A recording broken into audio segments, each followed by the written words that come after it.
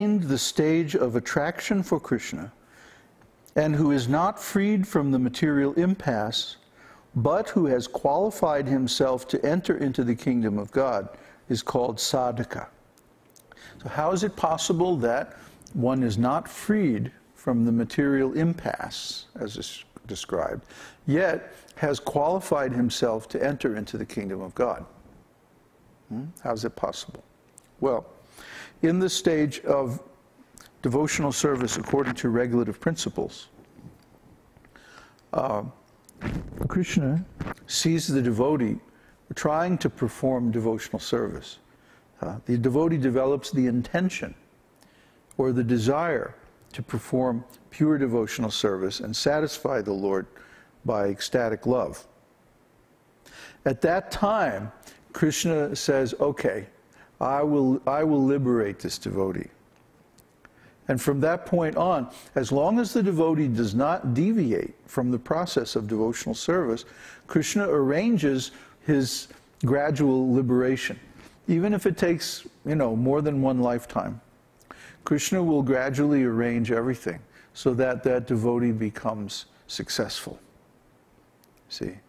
From the time that the devotee develops the desire for complete liberation from material existence, he is considered to have attained the qualification of entering the spiritual world, even though he's not there yet.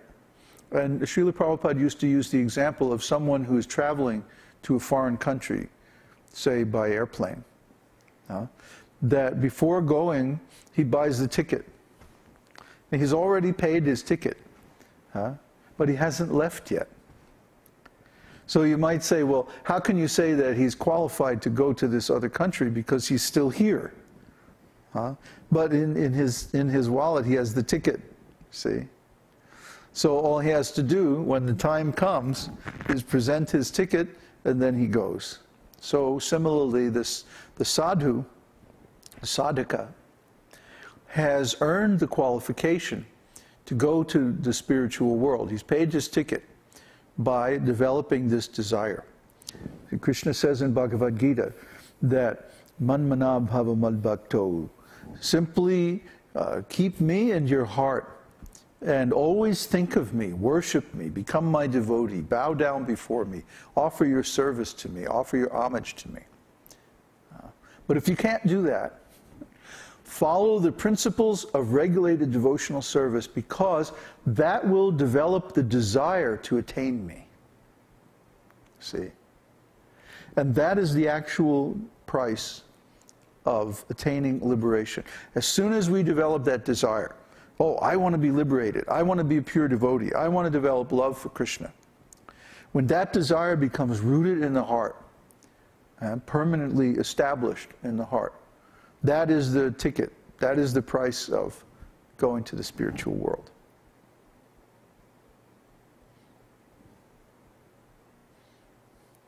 So that can be established simply by seeing the arti ceremony.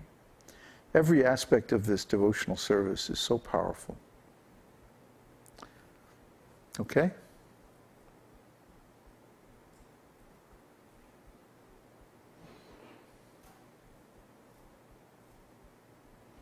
Question from Tiago. Please accept my humble obeisances.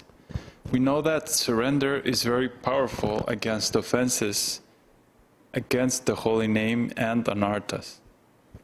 Yet people tend to overlook it because it is the most troublesome to them. The three-part question is: first, what does it mean to surrender mind and senses to Kṛṣṇa? Should I continue reading? No, let me address that question first. Yeah, you're right. Surrender is required to attain the perfection of devotional service. Kṛṣṇa himself says at the conclusion of Bhagavad-gītā, Sarva dharman prityaja, mam ekam sharanam vraja. Give up all different kinds of religion, sarva dharman prityaja, and just surrender to me alone. Mam ekam Sharanang braja. Braja means go, do it. Sharanang means take shelter, surrender. Sharanang, also sharanagati.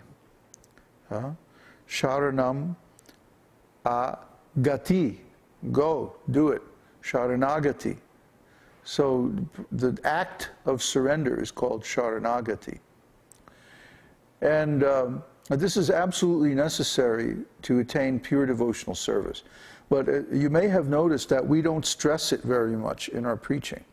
And this is precisely because of the attitude of especially Westerners who feel that this mood of surrender is very threatening to their false ego.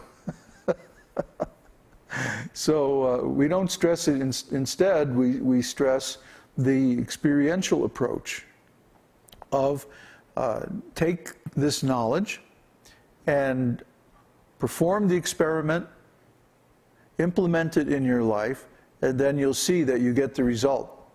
And in this way, you'll develop trust. And on this platform of trust, then we can start talking about surrender. But without surrender, actually, you cannot approach Kṛṣṇa. Why should Kṛṣṇa accept anyone as his devotee unless they surrender to him? Kṛṣṇa is the supreme. You know, so does he want somebody saying, oh, yes, Kṛṣṇa, I'm your devotee, but I'm leaving the back door open just in case things don't work out. You know, I can go back to being in material life. I mean, what would you say if you were going to marry some girl, for example, and she says, well, yeah, I'd like to marry you, but just in case, you know, I'm still seeing my old boyfriend. What would you think? So how do you think Kṛṣṇa feels when we approach him and we say, yeah, I want to be your devotee, but I still want to maintain my material attachments? This is called mixed devotional service, Mishra Bhakti, or motivated devotional service, because we want to get something for ourselves out of our service. So in either case, we can't advance very far without surrender. Now, what was the first part of the question?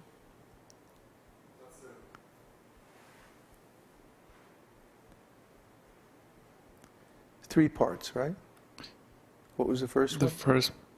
The first question is, what does it mean to surrender mind and senses to Kṛṣṇa? Well, what does it mean? What does it mean? What do you mean, what do I mean? Surrender means surrender. There's no ifs, ands, or buts. There's no waffling, no compromise, no exceptions. It means surrender. You do whatever Kṛṣṇa wants, period. Kṛṣṇa makes his desires perfectly clear in the scriptures. So there's no need to guess about what it means. It's all described very elaborately in the first few chapters of Nectar of Devotion. All the rules and regulations are there. Either you do them or you don't do them. If you want to surrender, it means you give up all the things that you're supposed to give up, and you do all the things you're supposed to do. You follow the instructions of Kṛṣṇa, you follow the instructions of the spiritual master. That's surrender. Anything else is not surrender. Period. Very simple. What's the second part? Can I add something? What's that? That in the process of surrender at the... Wait, hey, don't throw those headphones. In the process of surrender at the very beginning, there is many parts that are unconscious to the devotees. Like we were studying in the community website a list of defense mechanisms. And all these defense mechanisms have the quality that they're unconscious. So even if someone is thinking, oh, I'd like to surrender, they can't consciously do it because of so many cheating experiences in the past. So this is very recommended to understand how have we been cheated, and then remove all that past trauma so that one is able to surrender to Guru or to begin the process of surrender. And the other part is that usually the Guru will give many instructions, and the beginning one is very neophyte and rebellious and like that, and won't follow. Then after 3 or 5 or 10 times, that every time the instruction, you follow the instruction and it works, then this rebelliousness reduces and it becomes like, oh well, I'll just follow. So that's why we preach in the beginning. We don't preach surrender in the beginning, we preach try it and see what happens. Huh? Okay, so continue with the second question. Yeah. Please explain the importance of surrendering to the spiritual master for someone who wants to surrender to Kṛṣṇa. Well, how are you going to surrender to Kṛṣṇa if you can't surrender to his